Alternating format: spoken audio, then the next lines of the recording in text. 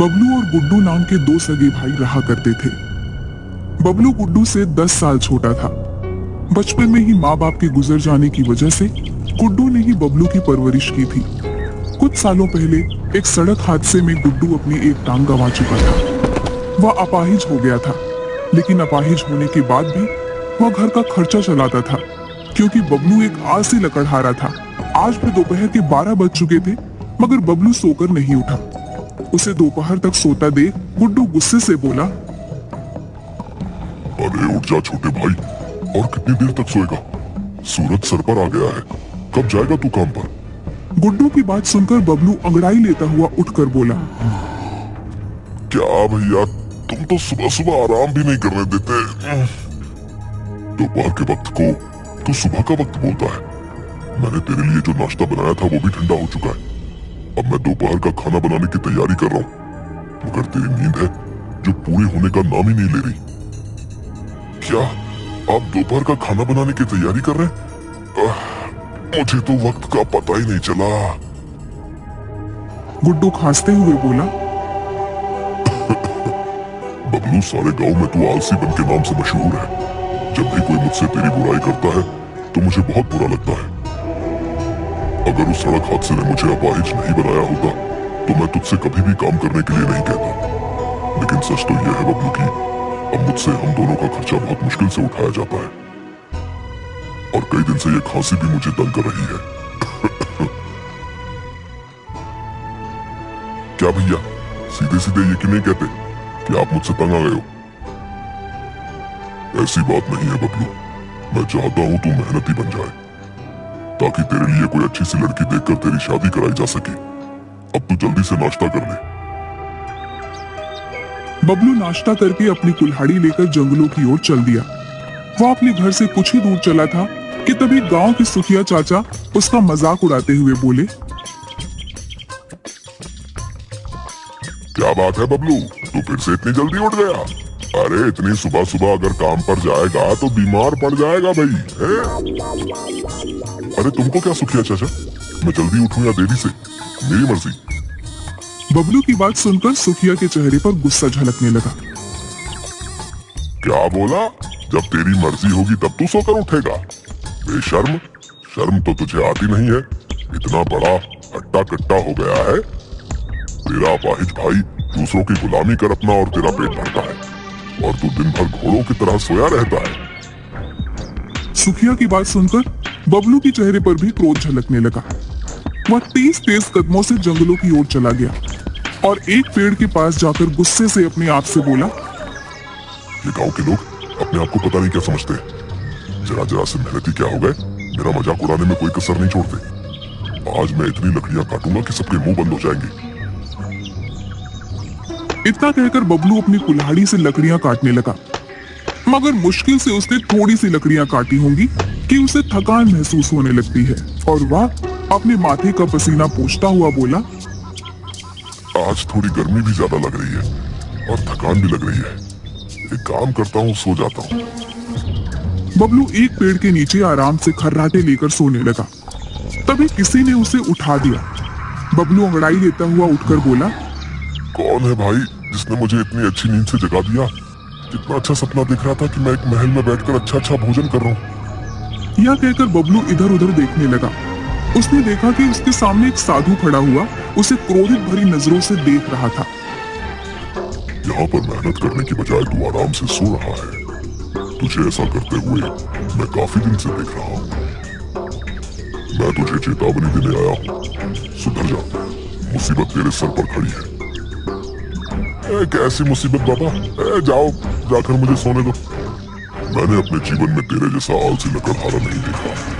लकड़ियां काटने की बजाय तू सो जाता है। अरे बाबा, आज मेरी कुल्हाड़ी खराब हो गई है, इस वजह से मैं सो गया। बबलू ने इतना ही कहा था कि उस साधु ने अपना हाथ पीछे की ओर कर लिया।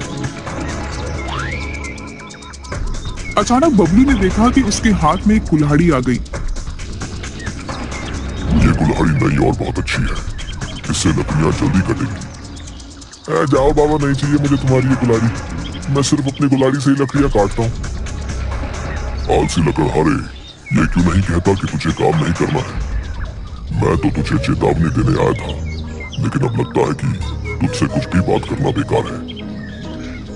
इतना कहकर साधु क्रोधित होकर वहां से चला गया और बबलू आराम से वहां पर दोबारा सो गया।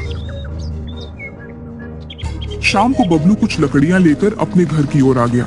इतनी कम लकड़ियों को देखकर गुड्डू बोला, ये क्या बबलू, आज फिर इतनी कम लकड़ियां? भैया वो कुल्हाड़ी की धार कम हो गई थी। बबलू तो रोज कोई ना कोई बहाना बनाता है, भला इतनी कम लकड़ियों से गुजारा कैसे चलेगा? कोई बात नहीं भैया, कल ज्यादा लकड़ियां काट लूंगा। इतना कहकर बबलू अंदर चला गया और खाना खाकर सो गया।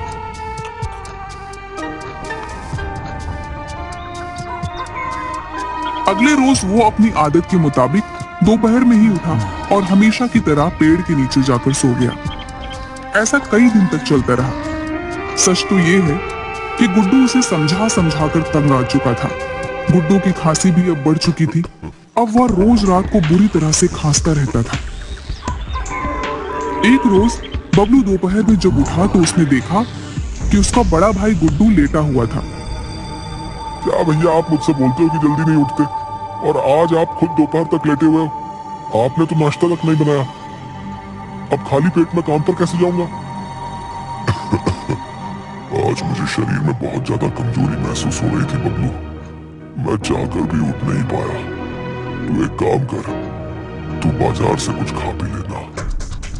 गुड्डू उठकर बैठ गया।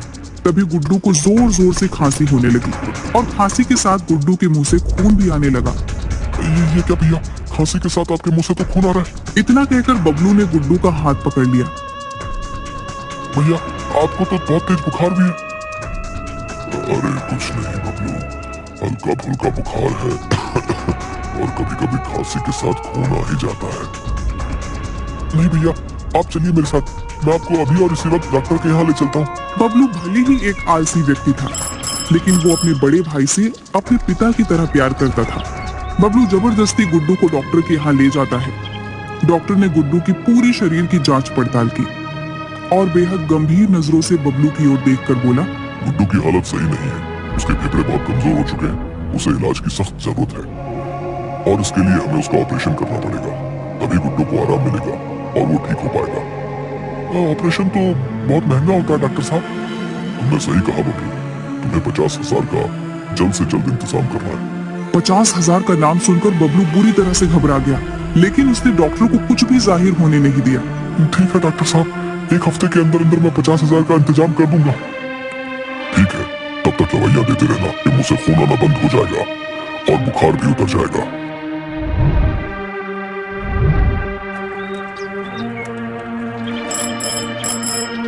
बबलू गुड्डू को घर ले आया। अब उसे अपने आलस बनने पर बहुत गुस्सा आ रहा था। वह किसी भी कीमत पर अपने पिता जैसे बड़े भाई को खोना नहीं चाहता था। अगले दिन बबलू सुबह सुबह उठकर मुखिया के पास चला गया। बबलू को देखकर मुखिया मूंछों पर ताव देता हुआ मुस्कुराते हुए बोला, क्या बात है बबलू, आज सुबह सुबह मेरे घर का रास्ता कैसे भूल गया तू? आज तो तू सुबह 6 बजे ही उठ गया। मुखिया जी, मेरे बड़े भाई की तबीयत बहुत खराब है। तो इसका मतलब तू मुझसे पैसे उधार मांगने आया है? मुखिया जी, आपने बिल्कुल सही कहा। मुझे 50,000 की सख्त जरूरत है। उसके बदले आप मुझसे जो भी काम करवाओगे मैं मेहनत से करूंगा और जल्द से जल्द आपके पैसे कटवा दूंगा। तेरा दिमाग तो ठीक है, तुझसे लकड़ियां तो ठीक से काटी नहीं जाती। मेहनत का काम क्या खाक करेगा? और वैसे भी ये तो एक दिन होना ही था। बेचारा गुड्डू मेहनत कर करके तुझे पाल पोस कर बड़ा कर रहा था और खुद बीमार होकर घर पर बैठ गया। मुखिया ने बबलू को पैसे और काम देने से साफ इनकार कर दिया। थक हार कर बबलू सुखिया चाचा के पास पहुंचा। सुखिया के पास बहुत खेती थी। बबलू को देखकर सुखिया बोला, क्या बात है बबलू, आज तो बहुत जल्दी उठ गया। पूरे गांव में मिठाई बंटवा दूं क्या? सुखिया चाचा, मेरे भाई की तबीयत ठीक नहीं है। डॉक्टर ने ऑपरेशन बताया, मुझे 50,000 की सख्त जरूरत है। आप मुझे पैसे दे दो और उसके बदले आप जितने साल मुझसे अपने खेतों में काम करवाना चाहते हैं मैं करने को तैयार हूँ। बबलू, तुझे सुबह सुबह मैं ही मिला था। अरे तेरे आलस पने के चर्चे सिर्फ इस गांव में नहीं बल्कि दूसरे गांव में भी मशहूर हैं। सब जानते हैं बबलू कि तू मुश्किल से 2-4 लकड़ियां काट कर पूरे दिन सोता रहता है। अरे तू तो उठकर एक गिलास पानी भी नहीं पी सकता, खेतों में क्या खाक काम करेगा? चल भाग यहां से।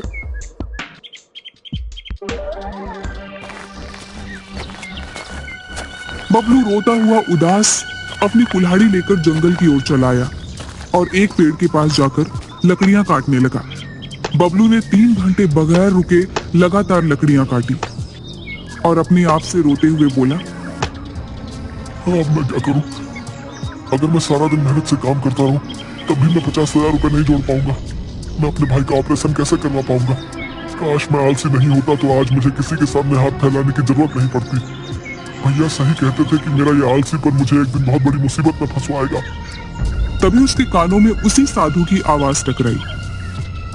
मैंने तुझसे कहा था ना कि मुसीबत तेरे सर पर मंडरा रही है, लेकिन तूने मेरी बातों को मजाक में उड़ा दिया।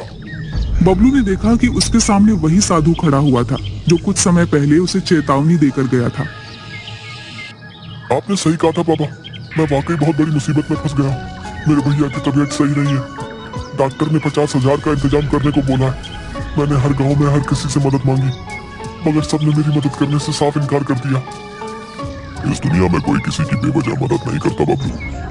उन्होंने तेरी मदद इस वजह से नहीं की क्योंकि तू एक आलसी व्यक्ति है। उनको डर है कि कहीं उनके पैसे फंस ना जाए। अब तू अगर किसी के सामने मेहनत की बात करेगा तो लोग तो तेरा मजाक उड़ाएंगे ही ना। आपने बिल्कुल सही कहा बाबा, लेकिन अब मैं क्या करूं? मैं वाकई अब अंदर से बदल गया हूं। मैं अपने भैया को बहुत चाहता हूं। उन्होंने मुझे कभी भी माँ और पिताजी की कमी महसूस नहीं होने दी। और मैं कितना निकम्मा भाई हूं जो अपने भाई का इलाज तक नहीं करा सकता। इतना कहकर रोते हुए बबलू फिर से लकड़ियां काटने लगा। साधु ने देखा कि बबलू अच्छी खासी लकड़ियां काट चुका था। साधु के होठों पर एक रहस्यपूर्ण मुस्कुराहट आ गई। उसने अपना हाथ पीछे किया और उसके हाथ में एक कुल्हाड़ी आ गई। ये ले, इससे लकड़ियां काट।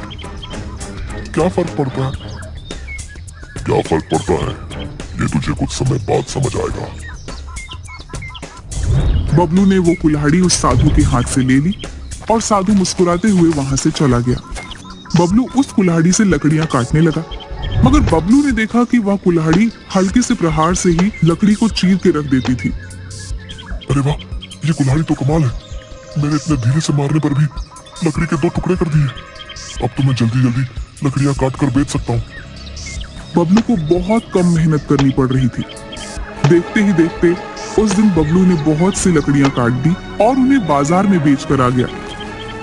बबलू को उसी दिन 5,000 रुपए की बोनी हुई। बबलू खुश होकर अपने आप से बोला, ऐसे तो मैं कुछ दिन में ही 50,000 रुपए का इंतजाम कर लूंगा। अब कल से मैं और दुगना काम करूंगा ताकि मैं भैया का जल्द से जल्द ऑपरेशन कराकर उनका इलाज करा सकूं। अगले दिन बबलू सुबह 5 बजे ही जंगल पहुंच गया। आज से मैं सुबह सुबह ही सूखे हुए पेड़ ढूंढकर लकड़ियां काटना शुरू कर दूंगा। बस भाई एक बार ठीक हो जाए, आराम तो तब भी कर लूंगा। हाँ। और शाम तक लकड़ियां काटता रहा और उन लकड़ियों को बेच आया। पर उस दिन लकड़ियों की बिक्री 15,000 रुपए की हुई। 3-4 दिनों के अंदर ही बबलू के पास 50,000 आ गए। बबलू तुरंत अपने बड़े भाई को डॉक्टर के पास लेकर चला गया और 50,000 रुपए डॉक्टर के हाथ में रखकर बोला, ये लो डॉक्टर साहब, पूरे 50,000 रुपए। अब जल्दी से जल्दी मेरे भैया का ऑपरेशन करके उन्हें सही कर दो। ये तुमने बहुत अच्छा किया बबलू। अब तुम्हारे भैया बहुत जल्दी सही हो जाएंगे। डॉक्टर ने गुड्डू को ऑपरेशन कर दिया और देखते ही देखते गुड्डू कुछ ही दिनों में तंदुरुस्त हो गया और बबलू ने भी तब तक बहुत पैसे कमा लिए थे। मेरे भाई की मेहनत और कमाई से आज मैं ठीक हुआ हूँ। इससे ज्यादा खुशी मुझे कभी नहीं मिल सकती भाई। धन्यवाद। ये कैसी बातें कर रहे हैं भैया आप? ये तो मेरा सौभाग्य है कि मैं आपके काम आ सका और आपके साथ से ही ये संभव हुआ है जो मुझ जैसा आलसी इंसान काम करने लगा। मेरे भाई, अब तुम मेहनती हो गए हो। शहर में एक अच्छी सी दुकान देखकर वहां अपना फर्नीचर का काम जमा लो, जैसा आप कहो भैया। अब उसने शहर में एक फर्नीचर की दुकान भी खोल ली थी, लेकिन वह अभी भी रोज लकड़ियां काटने जाता था। एक रोज वह लकड़ियां काट रहा था कि तभी वह साधु वहां पर आ गया। उस साधु को देखकर बबलू उसके पैरों पर गिरकर बोला, ये आपकी उस कुल्हाड़ी का ही चमत्कार था साधु महाराज कि मेरे घर के हालात सही हो गए। मेरे भैया का ऑपरेशन हो गया और मैंने अब शहर में लकड़ी के फर्नीचर की दुकान भी कर ली है। ये सब इस कुल्हाड़ी का कमाल नहीं है बबलू। इस कुल्हाड़ी की तो खासियत बस ये है कि ये बहुत कम समय में लकड़ी को चीर देती है। ये सब तो तुम्हारी मेहनत और लगन का कमाल है। आलसी आदमी के हाथ में तुम चाहे जितनी भी दौलत दे दो तो उसे कुछ ही दिनों में लुटा देगा।